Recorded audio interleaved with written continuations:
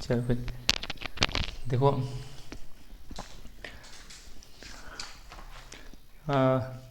ज्वालामुखी पढ़ते पढ़ते हम लोगों ने क्या क्या देख लिया था, ज्वालामुखियों के प्रकार देख लिए थे, लावा के प्रकार उसमें देख लिए थे। फिर ज्वालामुखी जो भूआकृति देख ली थी।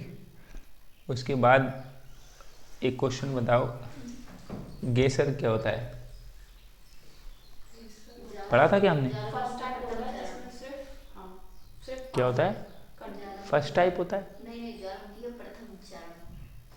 ज्वालामुखी का प्रथम चरण, या ज्वालामुखी प्रक्रिया के प्रथम चरण से संबंधित होता है? हाँ।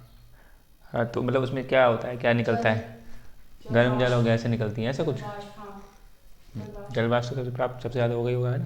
तो गेसर, और उसके बाद दूसरा था गर्म जल स्रोत, हॉट वाटर स्प्रिंग, और धुआं। दुहारे। दुहारे, और एक सल्फेट्रा जैसे कुछ भी हमने सुना था ना, सल्फेट्रा, नहीं सुना था? सुना था, क्या सुना था? सल्फेट्रा। उसे कुछ और भी बोलते हैं सल्फेट को।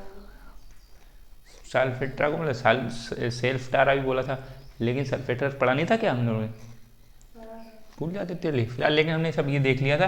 अब हम देखेंगे ज्वालामुखियों का वैश्विक वितरण, धुआं।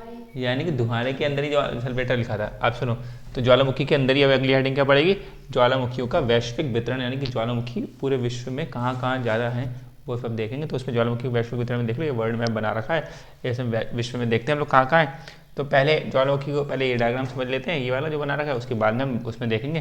तो ज्वालामुखियों का वैश्विक वितरण के हिसाब से, कि अगर हम मतलब दो तरीके से बांट सकते हैं, ये और ये बात एक ही है, ठीक, ये और ये। लेकिन क्या है, हमने अगर संख्या के आधार पर हम देखें, कि अगर हम देखें कि संख्या सबसे ज़्यादा ज्वालामुखी कहाँ पर है, तो 80% ज्वालामुखी, और फिर 15% और 5। 80, 15, 5, 90, ऊपर 100 का क्या, ऐसा कुछ? 80, 5, 85, 5, 90, 100। तो ऐसे अगर बांट लिया, तो 80% ज्वालामुखी अभिसारी प्लेट किनारे संबंधित हैं, यानी अभिसारी कैसे होंगे, ऐसे है। तो यानी कि जहाँ ये सब प्लेट विवर्तनिक हमने ऐसे पढ़ा है, अभी सारी एक प्लेट जिसमें नीचे जाएगी, कोई सी सबडक्शन होगा किसी का ना, तो अभी सारी प्लेट किनारे से जो ज्वालामुखी बन रही हैं, इसके इस प्लेट किनारे के अंतर्गत वो लगभग लगभग 80% ज्वालामुखी यहाँ से बन रही हैं, अभी सारी से, और 15% ज्वालामुखी अब सारी यानी कि प्लेटें ऐसी जा रही होंगी। तो ये इसमें क्या कटक बनते हैं, हमने देखे थे, कटक के अलावा पटा अलावा निर्माण हो रहा है। तो ये, और 5% ज्वालामुखी थोड़ी बहुत जो प्लेट विवर्तनिक की हमने पीछे पढ़ा था, प्लेट विवर्तनिक की सिद्धांत नहीं बता पाया था कि ये जो प्लेट है ऐसे करके कोई प्लेट है, टेक्टोनिक प्लेट, तो इसके बीच में ज्वालामुखी हमने देखा था, वोल्केनो लाइन वगैरह देखा था, तो ये बीच में ज्वालामुखी कैसे आ गई? तो वो प्लेट विवर्तनिक के सिद्धांत से नहीं आया, ये कौन सी अवधारणा से आया था? अंतरा प्लेट जो ज्वालामुखी जो बन रही है, अंतरा प्लेट जो हमने देखा था ना कि मशरूम जैसी संरचना बनी थी ऐसे करके, ये कौन सी अवधारणा थी? 1963 में टूजो विल्सन ने दी थी, कौन सी थी, भूल मत जाएगा, तेल ले ली, हॉट स्पॉट मेंटल प्लूम जैसी अवधारणा। तो प्लेट विवर्तनिक सिद्धांत ने तो प्लेट विवर्तनिक सिद्धांत से तो हमें ये पता चला कि अभिसारी और अपसारी के, ठीक है, जो प्लेट किनारे हैं, संरक्षित प्लेट किनारे से तो सिर्फ ज्वालामुखी बनते नहीं, लेकिन खाली भूकंप की स्थिति बनती है। लेकिन जो अंतर प्लेट ज्वालामुखी हैं, वो किससे हमें पता था, 1963 में टूजो विल्सन ने जो दी थी, ठीक है, ये बात ध्यान रखना। और हॉट स्पॉट मेंटल प्लूम की अवधारणा, ये तो नीचे हॉट स्पॉट होगा, और जो मैग्मा ऊपर उठा हुआ उसको मेंटल प्लूम बोलते हैं। तो उससे तो 5% ज्वालामुखी लगभग लगभग अंतरा प्लेट हैं, ठीक है, अंतर प्लेट का मतलब यानी बीच में है। और ये बाकी 80% और 15% ज्वालामुखी किनारे पे बनी हुई है, बाकी 5% ज्वालामुखी ऐसी। ये हमने किस पे, संख्या के आधार पर बांट लिया, ठीक। अब अगर हम बात करते हैं कि क्षेत्र के आधार पर कि कहाँ कहाँ कैसे कैसे हैं, तो पहले इसी को समझ लेते, फिर इसको ज़्यादा समझ में आएगा, अब ये समझ में आएगा नहीं इतना अच्छा।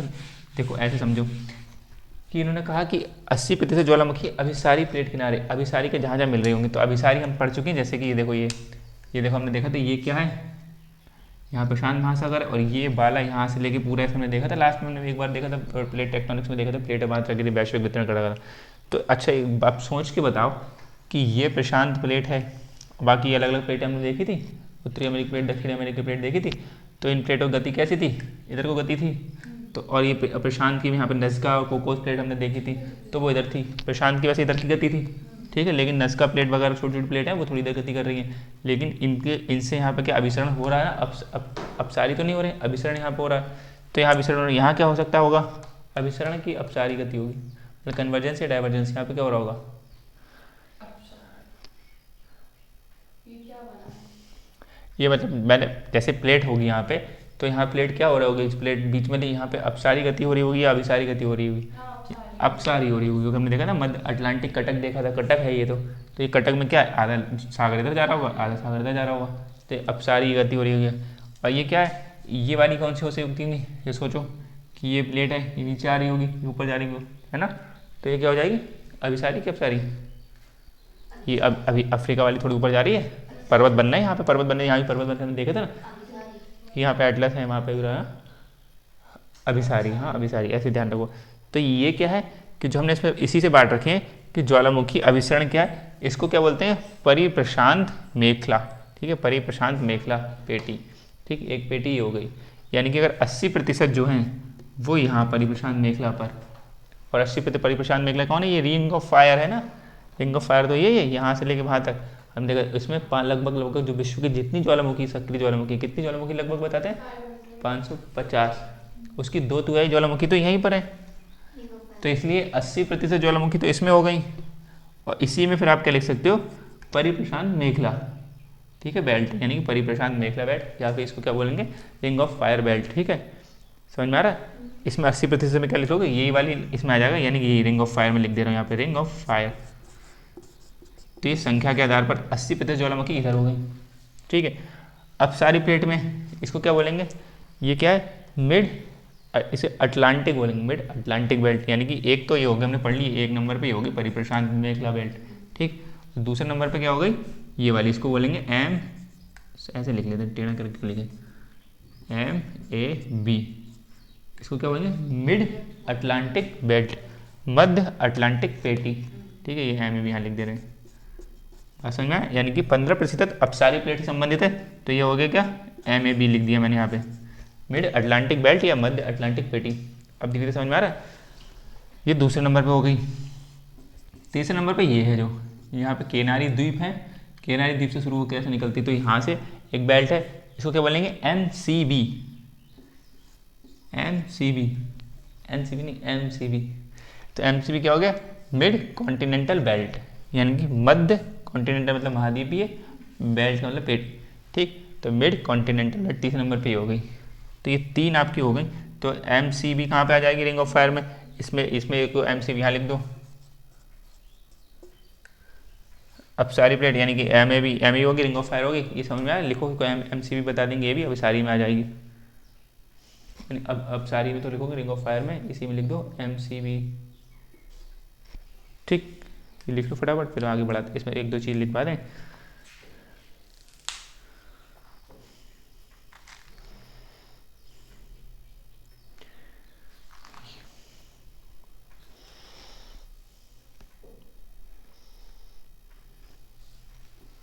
ठीक, नहीं समझ में आया, हो गया, हाँ, तो बस क्षेत्र के आधार पर देखेंगे ज्वालामुखी, तो क्षेत्र के आधार पर क्षेत्र कहाँ है, तो परिप्रशांत मेखला वाला क्षेत्र है इसमें, और मध्य अटलांटिक वाला जो क्षेत्र है तो इसमें, यहाँ पर है ज्वालामुखी, और महाद्वीपीय पेटी इसमें।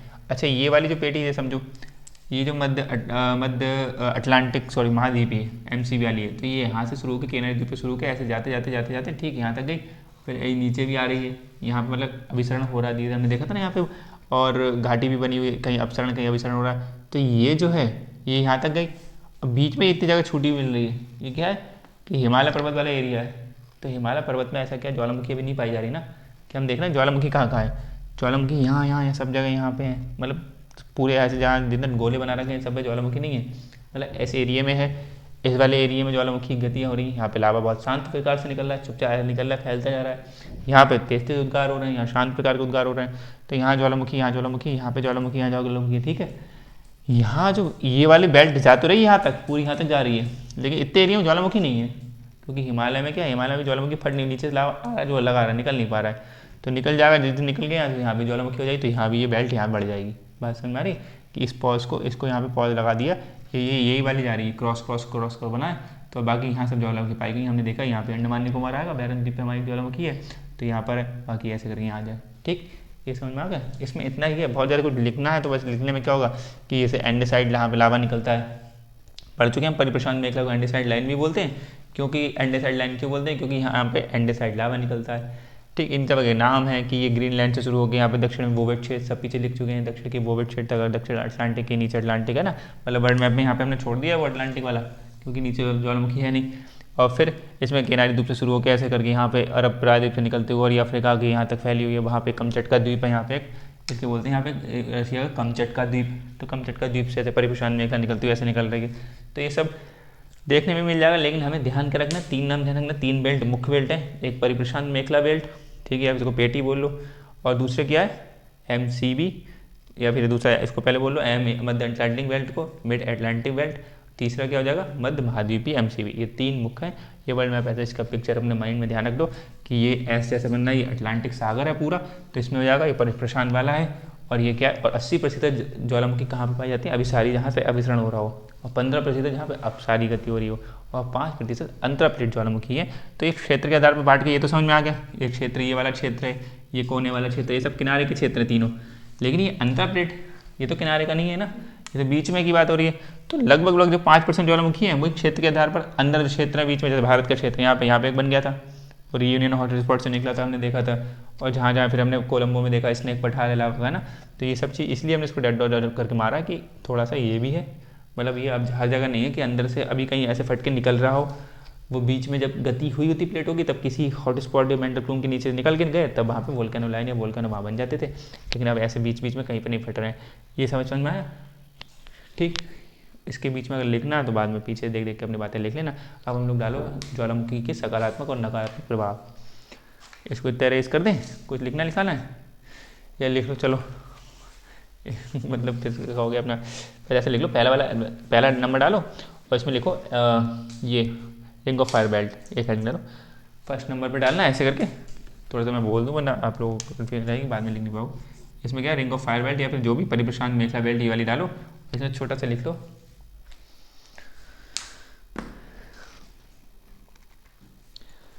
और इसमें लिखोगे पॉइंट में लिख लेते ना, तीव्र विस्फोट वाले उद्गार, तीव्र विस्फोट वाले उद्गार, ये तो पता है इस वाले में, अभी लिखना पड़ेगा क्या, सर्वाधिक ज्वालामुखी यहीं पाए जाते हैं, तीव्र विस्फोट वाले उद्गार लिख भी लो, अगला पॉइंट में लिख लेना, सबसे ज़्यादा ज्वालामुखी पाए जाते, सबसे ज़्यादा ज्वालामुखी पाए जाते, सबसे ज़्यादा ज्वालामुखी पाए जाते, एंडेसाइड लावा निकलता, ठीक है, एंडेसाइड लावा मिलता, मतलब लावा बहुत सारे मिलते हैं लेकिन एंडेसाइड लावा की प्रधानता, ऐसे लिख लेना, एंडेसाइड लावा की प्रधानता, एंडेसाइट लावा की प्रधानता, मतलब और भी लावा निकलते हैं और प्रकार के भी, लेकिन एंडेसाइड लावा सबसे ज़्यादा यहाँ मिलता है हमें, इसलिए परिप्रशांत मेखला बेल्ट को एंडेसाइड लाइन भी कहते हैं। ये लिखने जरूरी नहीं है, पीछे हम लोग लिख चुके हैं, खाली ये लिख लो, एंडेसाइड लावा की प्रधानता।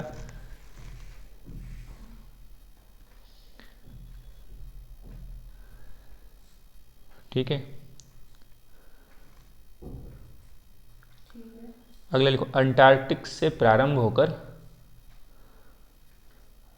अंटार्कटिक, ये देखो ना, यहाँ से अंटार्कटिक से प्रारंभ होकर प्रशांत महासागर को घेरे हुए न्यूजीलैंड तक, अंटार्कटिक से प्रारंभ होकर प्रशांत महासागर को घेरे हुए न्यूजीलैंड तक, ये ऐसे जाएगा ना, देखो एक बार, अंटार्कटिक से ऐसे प्रारंभ हुआ और ये बीच में प्रशांत महासागर पड़ेगा और यहाँ से निकलते हुए ऐसे आएगा ये न्यूजीलैंड तक, ठीक है,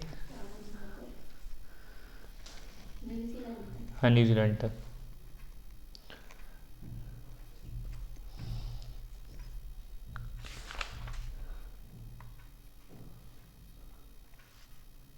लिखा, नंबर 2 डाल लो, MAB, नंबर 2 MAB, इसका एग्जाम्पल लिख लो, चलो अच्छा एग्जाम्पल लिखना चाहोगे, कौन कौन ज्वालामुखी एग्जाम्पल में लिख लो, Mount Erebus, Mount Saint Helens, Erebus, Mount Saint Helens, sorry Saint Helens, ये क्या है, सेंट हेलेंस, मतलब माउंट सेंट हेलेंस, एक Mount Erebus, Mount Saint Helens, Mount Fuji, Merapi, Merapi आदि, काउंट नहीं, mount, Mount Erebus, Mount Saint Helens, Mount Fuji, Merapi आदि, ठीक, मेरा भी, ये सब ज्वालामुखियों के नाम है। अब दूसरा नंबर डालो, किसका? MAB का।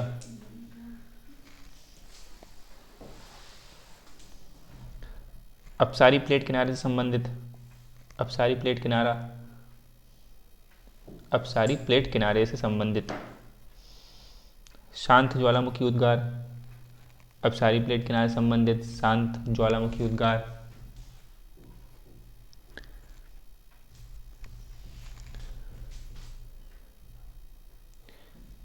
ग्रीनलैंड के उत्तर पूर्व से दक्षिण अटलांटिक में बोवेट क्षेत्र तक, ग्रीनलैंड के उत्तर पूर्व से, यानी देखो यहाँ ग्रीनलैंड है, ग्रीनलैंड के उत्तर पूर्व से दक्षिण अटलांटिक के बोवेट क्षेत्र तक, दक्षिण अटलांटिक के बोवेट क्षेत्र तक। एग्जाम्पल लिखो, लौकी तथा हेक्ला ज्वालामुखी, लौकी तथा हेक्ला ज्वालामुखी दक्षिण अटलांटिक के बोवेट क्षेत्र तक, के बोवेट क्षेत्र तक, बोवेट, ये हम लोग पीछे लिख चुके हैं इतनी बार। ठीक है, दक्षिण अटलांटिक के बोवेट क्षेत्र तक। एग्जाम्पल लिखो, लौकी तथा हेक्ला ज्वालामुखी। तीसरी पेटी डालो, MCB, लौकी, हाँ, लौकी तथा हेक्ला ज्वालामुखी, आइसलैंड में है, आइसलैंड में, ब्रैकेट में लिख, हेक्ला, लौकी तथा हेक्ला। लौकी से कुछ ध्यान आया तुम्हें? लौकी, लौकी, ठीक, लौकी तथा हेक्ला ज्वालामुखी आइसलैंड में, ठीक है। हाँ, मतलब अगर ब्रैकेट में लिखना चाहो तो आइसलैंड लिख लो, आइसलैंड की है लौकी तथा हेक्ला ज्वालामुखी। तीसरी पेटी लिखो, MCB, MCB हेडिंग डालो तीसरा।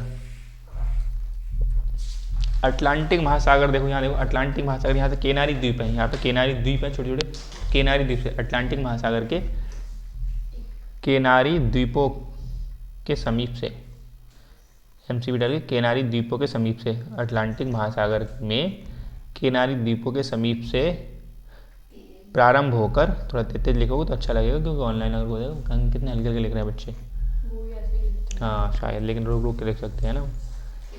अटलांटिक महासागर में केनारी द्वीपों, लिखा, अटलांटिक महासागर में केनारी द्वीपों के समीप से प्रारंभ होकर भूमध्य सागर से होते हुए दक्षिणी पूर्वी एशिया में,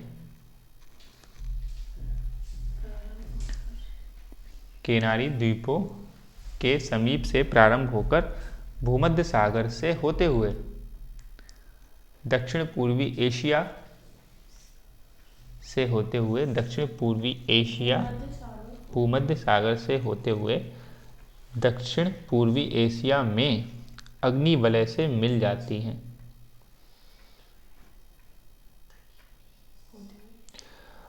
भूमध्य सागर से होते हुए दक्षिण पूर्वी एशिया में अग्नि वलय से मिल जाती हैं।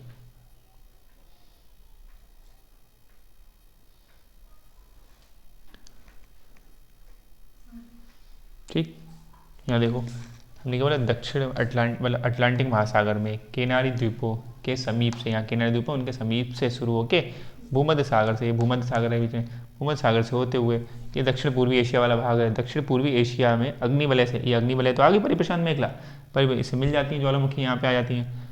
अगला पॉइंट लिख लो, हिमालय वाला क्षेत्र ज्वालामुखी रहित है, मतलब ऐसे लिख लो, हिमालय क्षेत्र में ज्वालामुखी नहीं, हिमालय क्षेत्र में ज्वालामुखी नहीं, मतलब जैसे तो लाइन तो ऐसे जा रही है सीधी सीधी, तो आप जोड़ दोगे यहीं फिर, तो इसलिए हिमालय वाले क्षेत्र में ज्वालामुखी उद्गार नहीं है, इसलिए वहाँ पे वो ज्वालामुखी उद्गार रहित है, ना कि सहित है।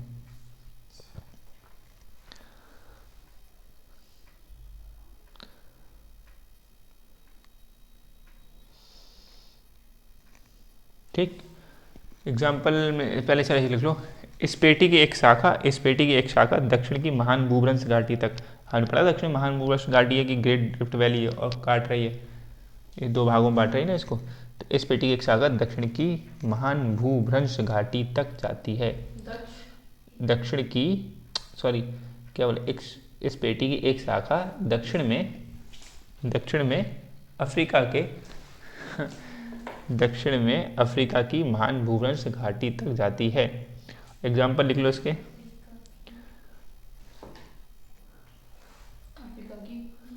महान भूभ्रंश घाटी तक जाती है। भूभ्रंश, भू डैश भ्रंश घाटी, ग्रेट रिफ्ट वैली। ठीक है, एग्जाम्पल में लिखो, क्या लिखोगे? भूमध्य सागर में कौन कौन सी ज्वालामुखी हमने पढ़ी थी? एक स्ट्रोम्बोली पढ़ी थी, एटना लिख लो, एग्जाम्पल लिखो एटना कॉमा स्ट्रोम्बोली और कॉमा बैरन द्वीप भी लिख लो, बैरन ज्वालामुखी, एटना, ठीक है, कॉमा स्ट्रोम्बोली।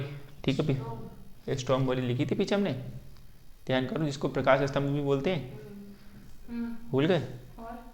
और बैरन ज्वालामुखी भी इंडिया वाली लिख लो, बैरन ज्वालामुखी, बैरन ज्वालामुखी नहीं पड़ी है पीछे?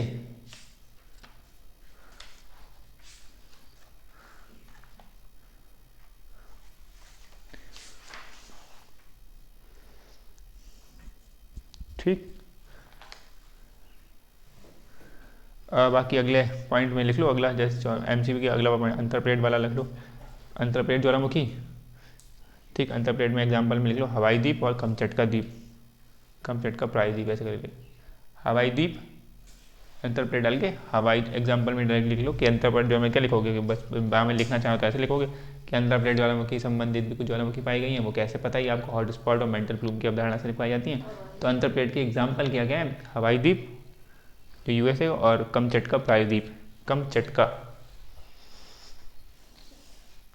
कमचटका प्रायद्वीप कहाँ पर है? कमचटका यहाँ पर है, तो देखो यहाँ पर कमचटका प्रायद्वीप है, यहाँ पर लिख भी लेना चाहिए डायग्राम में, कमचटका प्रायद्वीप। किनारी द्वीप कहाँ पे है? यहाँ पर है किनारी द्वीप। ठीक है, ये सब मैप पे भी ध्यान रखते रहना। कमचटका प्रायद्वीप कहाँ है? ये रशिया, भारत के ऊपर है, रशिया यहाँ पर। ठीक, कमचटका प्रायद्वीप, तो कमचटका प्रायद्वीप लिख लिया।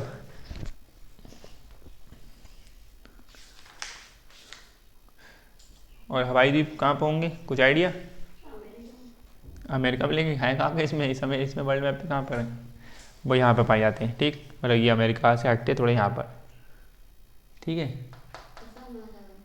हाँ, प्रशांत महासागर में, मतलब हवाई द्वीप है तो द्वीप होंगे, अंदर होंगे तो द्वीप थोड़ा कहलाएंगे, फिर तो लैंड पोर्शन हो जाएगा। द्वीप तो होंगे कहीं जो सागर में कहीं पे निकल के दिख रहे हैं, तो यहाँ पर। ठीक है, ये सब लोकेशन ध्यान रखते रहना, काम की बातें हैं ये।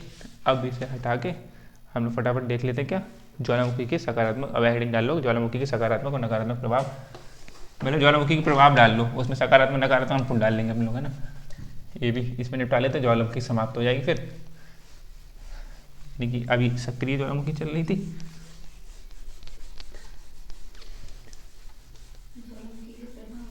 हाँ, अब हेडिंग डालो ज्वालामुखी के प्रभाव, ये सब इरेज कर दे रहे हैं। ठीक है, इसका इमेज पिक्चर तो फोटो तो खींच लिया था, बाकी नहीं भी खींचा हो तो वीडियो में आ जाएगा, खींच लेना फिर से। तो अब हेडिंग डालो सकारात्मक प्रभाव, नहीं पहले नकारात्मक लिख लोगे, नकारात्मक तो पता ही है, जैसे पहले एक लाइन लिख लो, एक लाइन ये लिख लो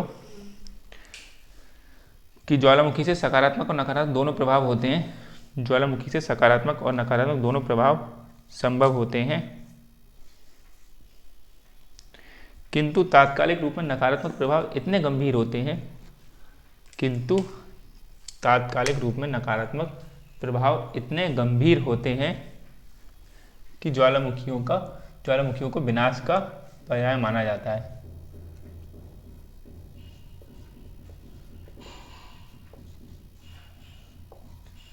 ये बात समझे पहले क्या बात है, इस लाइन में क्या लिखा है हम लोगों ने?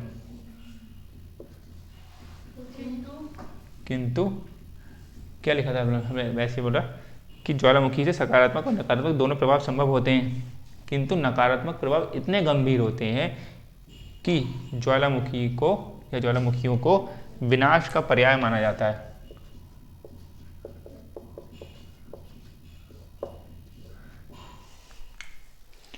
ठीक, ये इस लाइन का मतलब क्या हुआ पहले समझ रहे हो?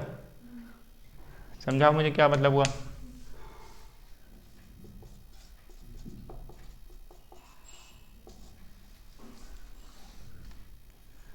को विनाश का पर्याय माना जाता है।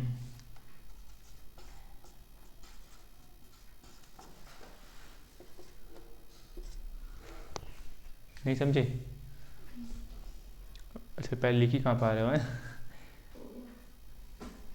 ये लिखो फिर, देखो उसका मतलब ये है, पहले समझो कि ज्वालामुखी सकारात्मक नकारात्मक दोनों हो सकते हैं, लेकिन नकारात्मक इतने ज़्यादा दिख रहे हैं हमें, इतने ज़्यादा प्रभाव दिख रहे हैं, सकारात्मक कम दिख रहे हैं मुझसे, नकारात्मक ज़्यादा दिख रहे हैं, इसलिए नकारात्मकता ही ज्वालामुखी को बोला कि ज्वालामुखी फट रही है, ज्वालामुखी हो रही है, तो नकारात्मक भी प्रभाव होंगे उससे, ठीक प्रभाव नहीं होंगे।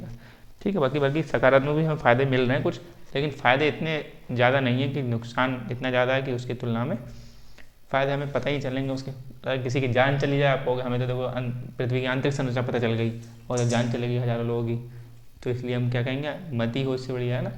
लेकिन हम सकारात्मक प्रभाव हाँ सकारात्मक प्रभाव देखेंगे तो समझ में आएगा। परिसंपत्ति की क्षति होगी, इसमें रोड रेल सड़क वगैरह होगा, तो क्या नकारात्मक क्या होगा, परिसंपत्ति जो होती है उसकी बड़ी पैमाने पर क्षति हो रही, तो इसी के बारे में अपने आप चाहे लिख लेना कि रोड है, सड़क है, रेल है, बिल्डिंग है, ये सब लॉस हो जाता है, तो इसमें क्या लिखवाएं फिर, है ना। वायु ध्वनि जल प्रदूषण ये सब कुछ लिख लो इसमें, वायु ध्वनि जल मृदा ये प्रदूषण होंगे, इससे होंगे नहीं होंगे प्रदूषण, ये चीज़ समझ में आ रही है। इनके बाद में लिखते रहना कैसे कैसे होंगे। वायु, अच्छा वायु प्रदूषण कैसे होगा, वो सब जो गैसें निकलेंगी वायु प्रदूषण हो जाएंगे, जल ध्वनि प्रदूषण ये सब, तो इसमें लिखना है, मैं बोल पाऊँगा नहीं, क्योंकि जैसे सल्फर डाइऑक्साइड निकलेगी, उससे अम्लीय वर्षा होगी, है ना, सल्फर डाइऑक्साइड, तो ये समझ में आ रहा है कि सल्फर डाइऑक्साइड SO2 निकलेगी, तो और सल्फेट जो निकलेगा, सल्फेट का फॉर्मूला क्या हो जाएगा, कुछ केमिस्ट्री वालों बताओ, चलो लिखो फ्लैट SO4, ठीक है। तीव्र ज्वालामुखी से भूकंप जनित भूकंप आएंगे, ऐसे लिख सकते हो, तीव्र ज्वालामुखी उद्गार होंगे तो भूकंप आएंगे, भूकंप जनित समस्याएं भी होंगे। जो भूकंप से समस्याएं हो सकती हैं वो तो भूकंप जब आएगा तब तो होंगे, लेकिन ज्वालामुखी के कारण भी भूकंप आएगा, समझ रहे हो, यानी ज्वालामुखी हुई तब भूकंप हुआ, तब समस्याएं आई, और भूकंप अपने आप आया तो समस्याएं आई, तो ज्वालामुखी से भूकंप आ सकते हैं, और भूकंप से जो जनित समस्या होंगी तो वो भी हमें इसमें फेस करने, वो भी ज्वालामुखी के कैटेगरी में आ जाएंगे, यानी उनमें भी ज्वालामुखी का नाम लग जाएगा। जबकि भूकंप से जो समस्या होती है उसमें भूकंप का नाम लगना चाहिए, लेकिन उसमें ज्वालामुखी का नाम तब लग रहा है अगर ज्वालामुखी से भूकंप आया, फिर भूकंप से समस्या होंगी तो ज्वालामुखी का नाम लगेगा। लिखो फिर अगला, मैं ऐसे ही बोल देता हूँ, हिमस्खलन भूस्खलन, जैसे पर्वतीय भागों में चले जाओ तो हिमस्खलन और सुना है हिमस्खलन, नहीं सुना है, भूस्खलन, हिमस्खलन, एवलांच सुना कुछ, एवलांच नाम, ये भूस्खलन लैंडस्केप स्खलन, पर्वतीय भाग में लिख लेना, कि लिखना चाहते पर्वतीय भाग में हिमस्खलन भूस्खलन, ठीक। और महासागर की जो तलीम होगा तो उसमें क्या होगा, ज्वालामुखी उद्गार अगर वहाँ पे होगा तो क्या होगा, सुनामी के जन्म आ सकता है, सुनामी मिल सकती है, सुनामी की संभावना हो सकती है, लिख रहे हो संतंग में मेरे।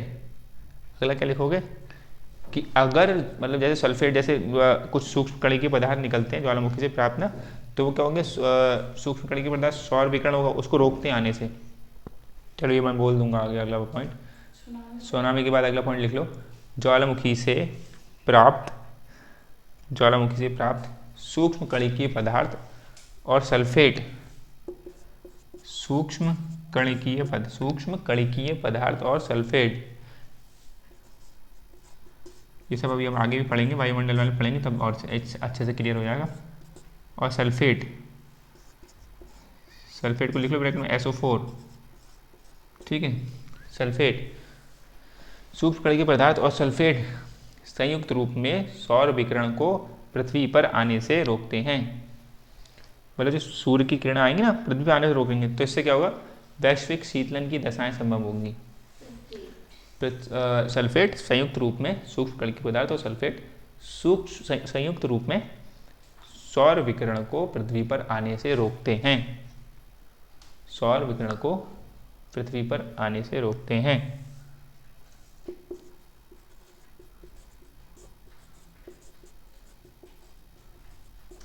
इससे वैश्विक शीतलन की दशाएं संभव हो सकती हैं।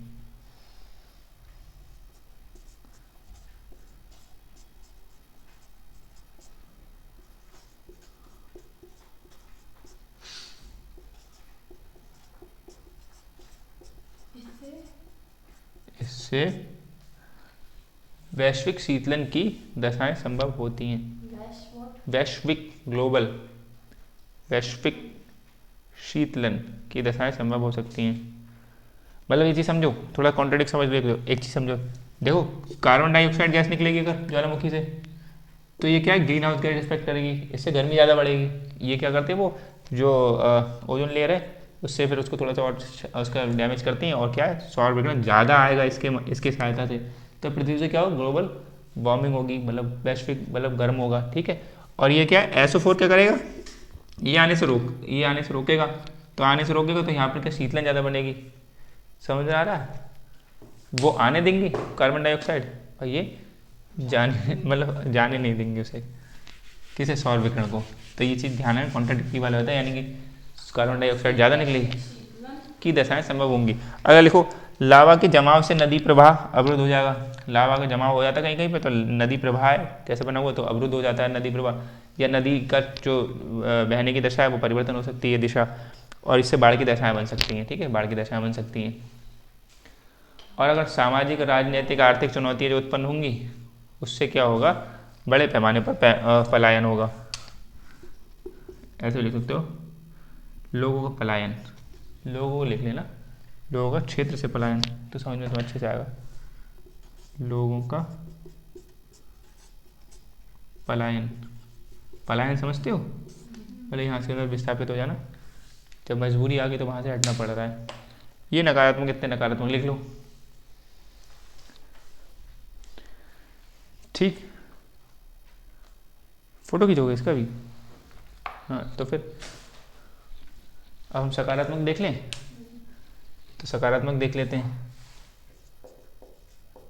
सोचो सकारात्मक क्या हो सकता है, जी ज्वालामुखी से फ़ायदा हो रहा है, हमें क्या फ़ायदा हो रहा है, जब इतना नुकसान हो गया हमारा, परिसंपत्ति की बड़ी क्षति हो गई, रोड सड़क बिल्डिंग सब चली गई, यहाँ वायु ध्वनि जल प्रदूषण सब कुछ, जल में प्रदूषित मिल रहा है, मृदा भी प्रदूषित मिल रही है, वायु ध्वनि सब कुछ, भूकंप आ रहे हैं, हिमस्खलन भूस्खलन हो रहा है, सुनामी आ रही है, ये सब हो रहा है, तो फिर हमें फ़ायदा क्या हो रहा है फिर इससे, बताओ कुछ फ़ायदा। जो तुम पेज पढ़ चुके थे इसके बाद मतलब समझोगे, एक तो सबसे पहला पॉइंट तो आप लिख ही लोगे, ये लिख लो क्या, पृथ्वी की आंतरिक संरचना के बारे में अनुमान लगा पा रहे हैं हम कुछ ना कुछ, क्योंकि बहुत अच्छा कहाँ लगा पाएंगे, हमने देखा स्रोत में देखा था कि ज्वालामुखी स्रोत है, लेकिन बहुत अच्छा अनुमान नहीं लगा पा रहा ज्वालामुखी पता नहीं चला कि लावा कहाँ से निकल रहा है, जो लावा आ रहा है यानी मैग्मा कहाँ से, हमने देखा 2900 किलोमीटर गहराई तक, तो पृथ्वी की आंतरिक संरचना बहुत सीमित जानकारी मिल पा रही थी, तभी तो हम पहुँचे थे अप्रत्यक्ष स्रोत पे। तो पृथ्वी की आंतरिक संरचना कुछ अनुमान लग जाएगा, तो इसलिए पृथ्वी की आंतरिक संरचना का अनुमान इससे लग सकता है, ठीक है। ये हो गया। दूसरा कुछ फायदा सोचो, क्या फायदा हो सकता है, मतलब उससे ऐसे कोई महत्वपूर्ण खनिज भी निकलते। ठीक, खनिज निकलते, सही बात है। तो खनिज का क्या करेंगे हम लोग बताओ नहीं सही, क्या समझ रहे हैं आपकी बात, आगे क्या, हाँ खनिज निकलते, आप लिख लो लोहे आदि खनिज, जैसे महत्वपूर्ण खनिज भी निकलते हैं, मतलब ज्वालामुखी उद्गार होगा तो लोहे आदि खनिज आप लोग ही बताते रहोगे, हम लोग से आ जाते हैं, उससे प्राप्ति आसान होगी। और जो खनिज जो होते हैं वो किसी राष्ट्र के विकास के लिए बहुत महत्वपूर्ण होते हैं, यानी कि लोहे आदि खनिज लिख लो, लोहे आदि खनिज प्राप्त होते हैं, ठीक, लोहे आदि खनिज प्राप्त, और लिखने ये खनिज किसी राष्ट्र के लिए, मतलब राष्ट्र के विकास के लिए जरूरी, राष्ट्र विकास के लिए जरूरी या आवश्यक, मतलब अगर किसी राष्ट्र मान लो लोहा अगर नहीं निकल रहा, सोचो इंपोर्ट करेगा लोहे की, सब चीज़ें आजकल बन रही, बहुत सी लोहे की बन रही है ना, तो इसलिए ऐसे खनिज मिल रहे हैं तो राष्ट्र का जो विकास होगा वो आसान हो जाएगा थोड़ा, वरना वही सब चीज़ें बाहर से हम इंपोर्ट करनी पड़ेंगी तो प्रॉब्लम हो जाएगी। और कोई फ़ायदा सोचो, गैसें निकलती हैं, तो गैसें कौन सी निकलती है, हमने कौन कौन सी पढ़ी थी, गैस को क्या कर लेंगे, मीथेन गैस। तो वैसे तो एक हिसाब से ठीक है, मीथेन गैस का भी यूज़ होता है कहीं ना कहीं, ठीक, लेकिन मीथेन गैस वहाँ पे कैसे करेंगे स्टोर, निकाल करे कैसे करेंगे, वहाँ पे तब गर्म एरिया होगा। गैसों का एक फ़ायदा कर सकते हैं, मतलब हम ऐसी चीज़ें बना लें तो वहाँ जाकर गैस इकट्ठी कर लें, कलेक्ट कर लें, तो ऐसा कर सकते हैं। तो कोई तात्कालिक बात, ये तो समझ में आ गया, लोहे आदि खनिज एक टाइम बाद लावा बहुत ठंडा हो जाएगा तो लोहे खनिज उठा लिए और गैस तोड़ के निकल ली, फिर सब मिल गई हवा में, सब एक जैसी होगी, तो मीथेन गैस छाँटेंगे उसमें से। और ऐसे तो नहीं है कि वही नंबर की निकल रही, अब मीथेन गैस निकलने वाली है, चलो अब लगा लिया, फिर कार्बन डाइऑक्साइड निकली, हटा दिया, सब वो मिक्स होकर निकल रही हैं। हालांकि सेपरेशन टेक्निक भी होती हैं, बहुत सारी होती हैं कि सेपरेशन टेक्निक, लेकिन फिर वो ज़्यादा उतना पता चले, जितना मीथेन गैस मिली है 10 रुपये की, ऐसे मान लिया एग्जाम्पल, और लग गए 1000 रुपये, क्योंकि वहाँ तक पहुँचना, रिस्क में जाना, आसपास इतनी प्रदूषित गैस होती है, वहाँ पर रखना भी संभव नहीं है। ठीक, और कुछ सोचो थोड़ा अच्छा सा। हाँ, द्वीप भी लिख सकते हो कि अगर ज्वालामुखी उद्गार महासागर में से तो द्वीपों का निर्माण हो सकता है, ये लिख लो। द्वीपों का निर्माण हो जाएगा तो क्या हो जाएगा, जैसे मान लो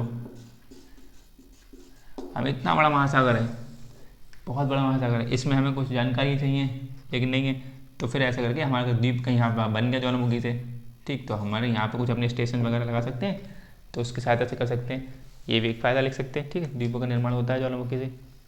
ठीक, लेकिन इतनी जल्दी द्वीप बन नहीं जाते ना, टाइम लेते हैं, फिर ठंडा होने में टाइम लगेगा, लेकिन कह सकते हैं बिल्कुल एग्जाम्पल में आ सकता है और सकारात्मक द्वीपों का निर्माण होता है।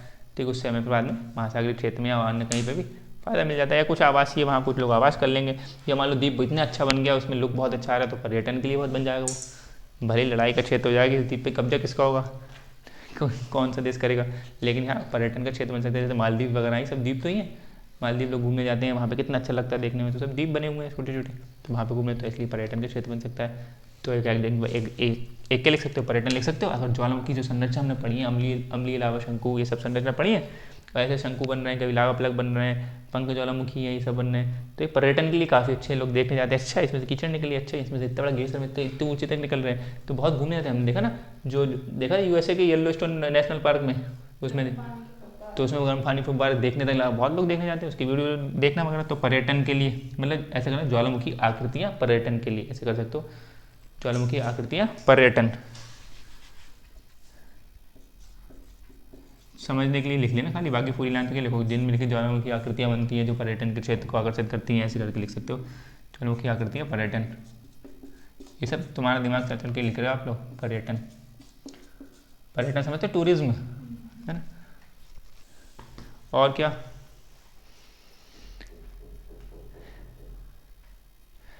एक सोचो कुछ, ज्वालामुखी से और क्या निकलता है, ये कुछ निकलता है जो 2 mm से कम होता है, उसे क्या बोलते हैं।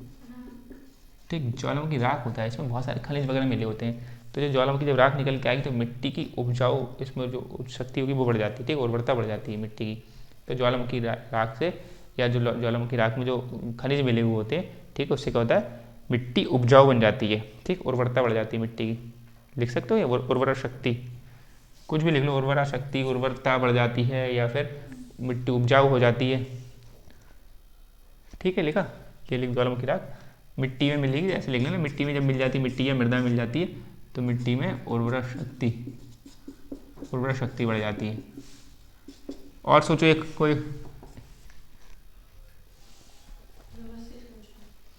बिल्कुल सोचो कि वहाँ को मान लिया जाता है एग्जाम में, तो सब कुछ लिखा हुआ था, तब भी सोच के लिखना पड़ता है, अपने नोट सब धरे रह जाते हैं।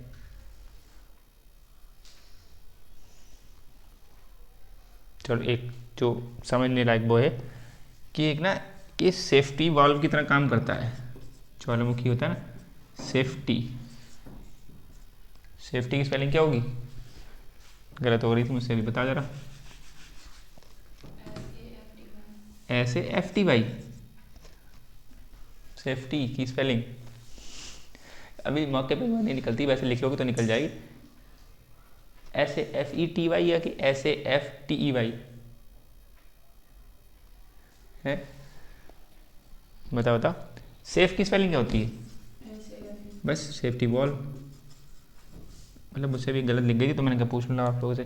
चलो, सेफ्टी वॉल, यानी ये सेफ्टी वॉल की तरह काम करती है। सोचो ऐसे हो कि पृथ्वी ऐसे करके है, ठीक है, पृथ्वी पे कमज़ोर क्षेत्र हैं, जहाँ कमज़ोर क्षेत्र है पहले इसको समझ लो, बाद में लिख लेना, भी समझोगे तभी तो। इसे पृथ्वी कमज़ोर क्षेत्र ही है, यहाँ पे कई कमज़ोर क्षेत्र है। हमने देखा था कि ज्वालामुखी के कारण एक ये भी हो सकता है, कमज़ोर क्षेत्र की उपस्थिति भी हो सकती है। हमने देखा था ज्वालामुखी कारण में देखा था कि अंतर जानने में गहराई बढ़ रही है, वो गहराई के साथ में तापमान बढ़ रहा है, तो ज्वालामुखी के मतलब जहाँ जहाँ कमज़ोर क्षेत्र है वहाँ पर ज्वालामुखी हो रही है, ठीक है। तो ज्वालामुखी यहाँ पे क्रियाएँ हो रही हैं, इससे क्या है, ज्वालामुखी के अंदर से दबाव आ रहा है, कैसे आ रही है वो सब आ रही है, वो निकलने को मौका मिल जा रहा है।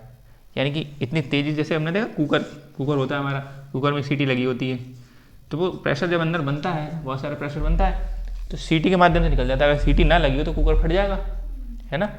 तो ये पृथ्वी में क्या है कि प्रेशर बन रहा है, बहुत नीचे से बन रहा नहीं है, और अगर ये नहीं निकल पाया कहीं से तो पृथ्वी बड़े विनाश में जा सकती है। समझ में आ रहा है। यानी कि सेफ्टी वॉल्व, ये वॉल्व बोलते हैं, वॉल्व जैसे होता है ना कि खोला आपने और प्रेशर निकाल दिया अंदर से, जो हमारा वॉल्व बना था पानी का वॉल्व होता है, तो इसे बोलते हैं सेफ्टी वॉल्व। ये सेफ्टी वॉल्व हो गया, यानी कि सेफ्टी वॉल्व हमें रक्षा कर रही है, यानी कि ज्वालामुखियाँ सेफ्टी वॉल्व की तरह काम करती हैं। किसकी तरह काम करती हैं? वैसे इंग्लिश में हिंदी में क्या होते हैं? अभय कपट, अभय कपट, या फिर कैसे संरक्षी प्लेट, कुछ मतलब संरक्षी प्लेट नहीं बोलेंगे, संरक्षी प्लेट आप पढ़ के आ सको। सेफ्टी वॉल्व भी लिख लो, सेफ्टी वॉल्व ऐसे लिख लेना, हिंदी में लिखना चाहो तो ऐसे करके। ये समझे कैसे सेफ्टी वॉल्व की तरह काम कर रही है कि वरना जो प्रेशर अगर नहीं निकलेगा तो ये सेफ्टी वॉल्व की तरह काम करती है, जो पृथ्वी को बड़े विनाश से बचाएगी।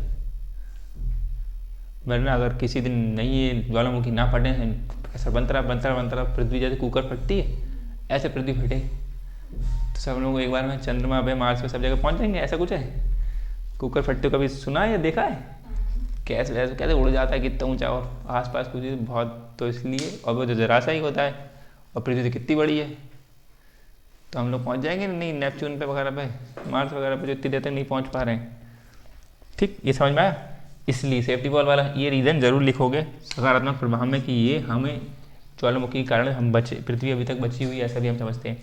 और सोचो एक एग्जाम्पल वाले एक और लिख लें, जो वायुमंडल की उत्पत्ति है, हमने देखा था कि ये इसके वैज्ञानिक क्या है, इसके शोधों में पता कर रहे हैं कि जो ज्वालामुखी मतलब जो वायुमंडल जो बना है पृथ्वी के ऊपर का, जो पृथ्वी वगैरह से है, यहाँ पे वायुमंडल ये सब है, तो इसका कारण भी क्या ज्वालामुखी है। वायुमंडल की उत्पत्ति और जल, पृथ्वी पर जल है तो वो भी उसकी वजह से है। ठीक, ऐसे लिख लो, वायुमंडल के विकास तथा पृथ्वी पर जल की उपस्थिति के लिए उत्तरदायी, मतलब ज्वालामुखी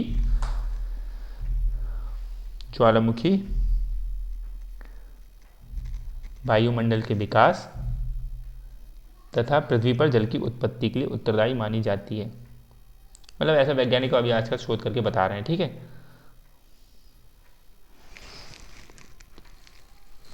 ठीक, ये सकारात्मक प्रभाव हो ज्वालामुखी के।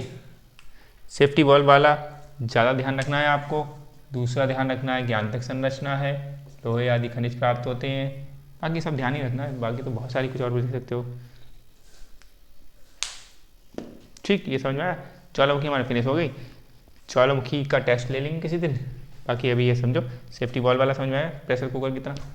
अब हम अगली क्लास में देखेंगे क्या, भूकंप।